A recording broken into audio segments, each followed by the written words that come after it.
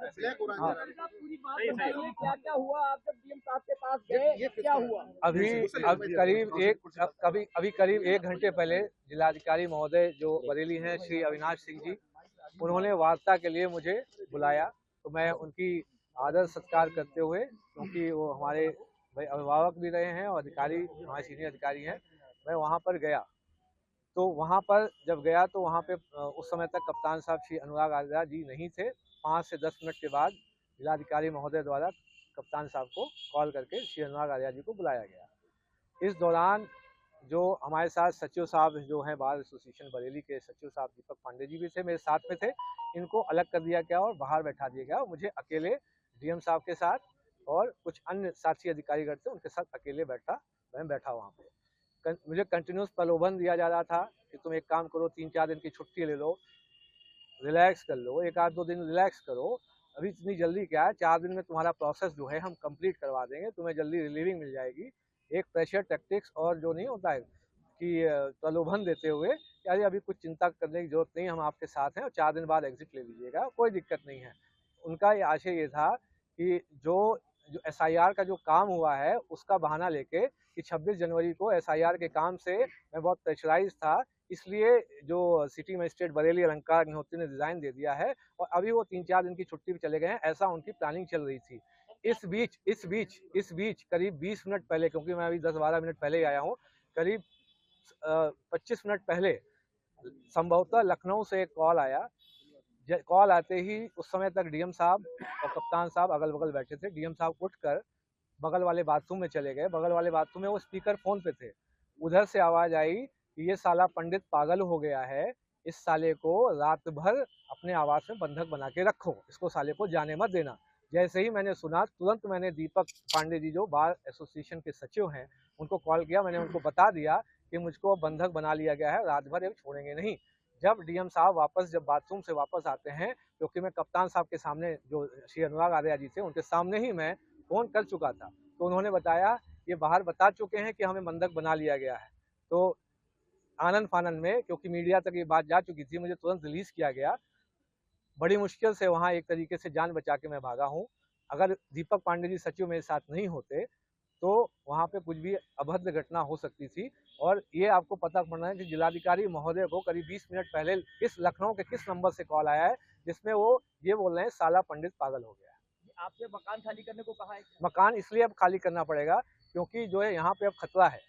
आपको जान का खतरा? यहाँ पे अब खतरा हो गया, क्योंकि जिस तरीके से जो अभी रवैया था, जो लखनऊ से जो कॉल आया था उसका बहुत ही विरोधी रवैया था मेरे प्रति। जब ये बोल रहे हैं कि साला पंडित पागल हो गया है, इसको यहीं बंधक बना के रात भर यहीं बिठा के रखो। जब ये मीडिया के जरिए राज्यपाल राष्ट्रपति महोदय से क्या कहेंगे?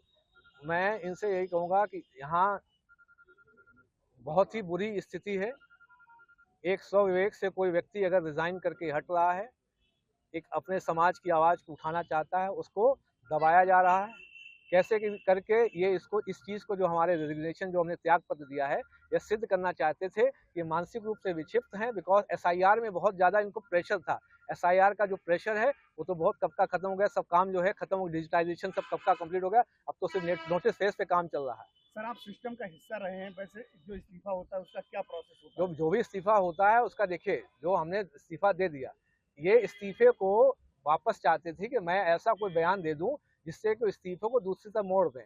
ये चाहते थे कि मैं बोल दूं कि मेरी तबीयत खराब थी या मेरे स्ट्रेस कुछ बहुत ज़्यादा था, जिससे कि तुरंत ये मीडिया में एक बयान दे देते, प्रेस नोट जारी करा देते कि ये स्ट्रेस में थे, इनका जो इन दो समस्याओं से कोई संबंध नहीं है, ये तो एसआईआर में ऐसे ही प्रेशर में आ गए, इसलिए इन्होंने रिजाइन कर दिया। अब कहाँ जाएंगे आप? यहाँ से आवाज अब यहाँ से अभी हम अपनी जो जितने भी लोग हैं, अपने जो बार एसोसिएशन है, जो बार एसोसिएशन के सचिव हैं और जितने भी अभी यहाँ पे जो गणमान्य नागरिक हैं, उनसे बात करके जो भी जो स्थिति है उसको हम लोग देखेंगे।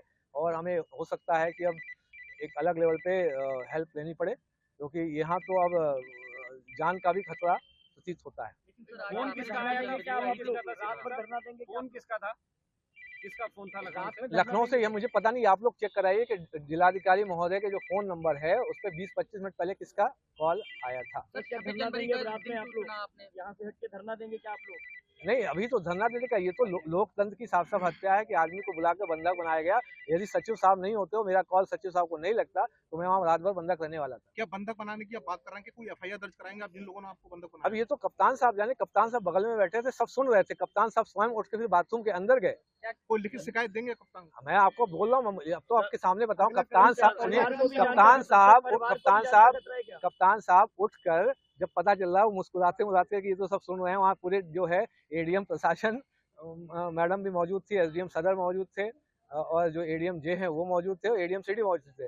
उन सबको मुस्कुरा रहे, वो खुद मुस्कुराने लगे जब वो जो वहाँ से कॉल आ रहा था, स्पीकर फोन में जो बाथरूम के अंदर बात करे वो साफ साफ सुनाई दे रही थी। तो कप्तान साहब उठ के सोचिए बाथरूम के अंदर गए बताने कि भैया स्पीकर फोन से हटा लो।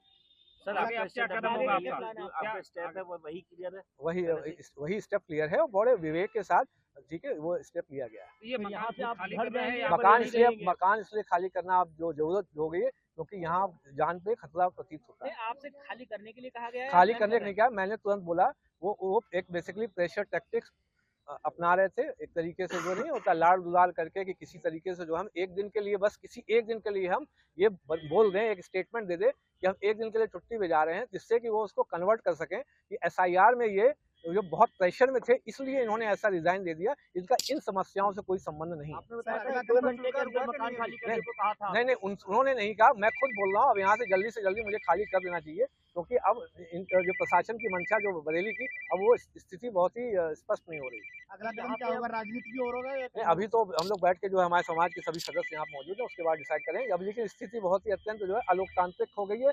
अब तो मतलब डीएम साहब, कप्तान साहब बगल में बैठे हैं, आपको वहाँ से लखनऊ से कॉल आता है कि साला पंडित पागल हो गया, साले को रात में यही बंधक बना के रखो। अभी आपकी माता प्रसाद पांडे जी से भी बात हुई फोन पे, क्या बात हुई, क्या कहा? नहीं, वो आदरणीय है। देखिए, हम जो एक तो विधानसभा में आप जानते ही विपक्ष उसमें है, स्पीकर हैं, तो उनसे उन्होंने भी सहानुभूति जताई जिस तरीके से जो चीजें घटनाक्रम हुई। क्या उनको बात करने जाएंगे, मिलने जाएंगे क्या उनसे? नहीं, और कुछ अभद्रता नहीं कहेगी, लेकिन उनका प्लान था, अगर मैं वो फोन कॉल सचिव दीपक पांडे जी को नहीं करता तो मेरे साथ जरूर अभद्रता एवं अलग तरीके की प्रेशर टैक्टिक्स अपनाई जा सकती थी।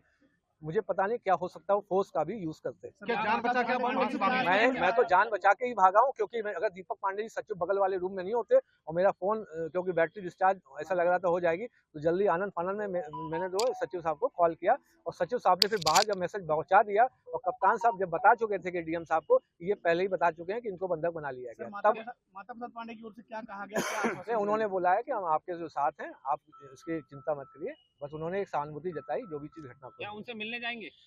ये देखिए, अभी किसी के बारे में कुछ कहना नहीं है, बाकी क्योंकि वो आदरणीय है, विपक्ष में रहे हैं, तो उनका भी सम्मान है। किसी प्रकार का डर कोई सर? नहीं, डर नहीं। देखिए, अब लोकतंत्र है, इसमें डर क्या है? डर तो आपको ये होता है कि जब आपको कोई जो शासन का तंत्र ही आपके साथ ऐसा करने लगा, तो भय अपने आप उत्पन्न होगा कि अब हम किसके पास बचाव के ले जाएं। अब बरेली में तो अब सुरक्षा का माहौल हो गया कि वहाँ बंधक बना लिया गया था 45, और वहां से जो लखनऊ से जो कॉल आया है उसके क्रम में वो किया जा रहा था। कॉल आने से पहले दबाव प्रेशर टैक्टिक्स जो है नहीं होता, लाड़ दुलार करके तुम ऐसा कर दो, क्यों, बस चिंता मत करो, तुम किसी तरीके से 2 दिन का टाइम ले लो, 3 दिन 4 दिन के लिए छुट्टी पे चले जाओ, और एक स्टेटमेंट जारी कर देना कि हमारा प्रोसेस चल रहा है। लेकिन जैसे वो स्टेटमेंट जारी करते हैं, तो एक उनका जो प्लान चल रहा था कि इस पूरी चीज को, जो घटनाक्रम हुई, उसको डायरेक्ट करने की, एसआईआर में जो बहुत प्रेशर था, उधर से जो है एक आदमी ये भी पूछ रहा था इनका जो विधानसभा कौन क्षेत्र था, तो इन्होंने तुरंत बताया 124 बरेली, तो उस पर भी कुछ इनकी जो है साजिश चल रही है पीछे भी। तो क्या